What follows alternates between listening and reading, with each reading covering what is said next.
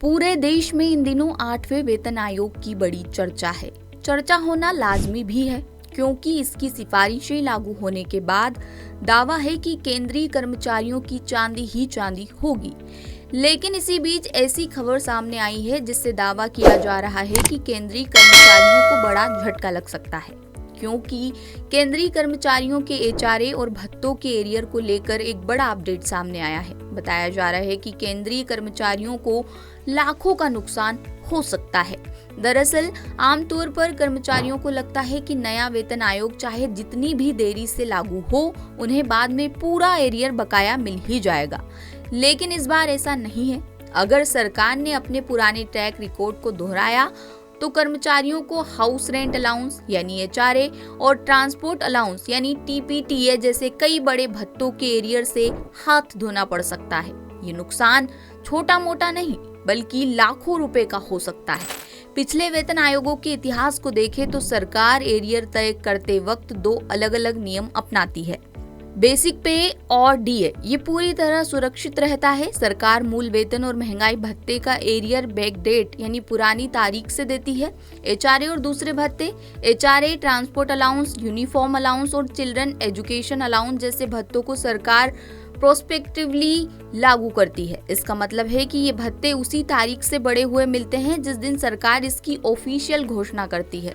पुरानी ड्यूरेशन का बढ़ा हुआ हिस्सा कर्मचारियों को नहीं दिया जाता, क्योंकि फिलहाल 7वें वेतन आयोग के तहत शहरों की कैटेगरी के हिसाब से 30%, 20% और 10% की दर से एचआरए मिल रहा है।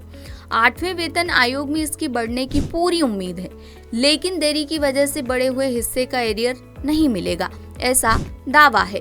अब 22 महीने की देरी का पूरा गणित आपको समझाते हैं। देश में हर 10 साल में नया वेतन आयोग लागू होता है। इस हिसाब से 7वें वेतन आयोग की डेडलाइन दिसंबर 2025 में खत्म हो चुकी है और 1 जनवरी 2026 से 8वां वेतन आयोग लागू हो जाना चाहिए था। लेकिन प्रक्रिया में हो रही देरी का गणित देखें तो आयोग को लगभग 18 महीने का वक्त मिला है। इसके बाद कैबिनेट समीक्षा और मंजूरी में 3-4 महीने लग सकते हैं। पूरी टाइमलाइन को देखें तो 8वां वेतन आयोग अगस्त 2027 के आसपास ही जमीन पर उतर पाएगा।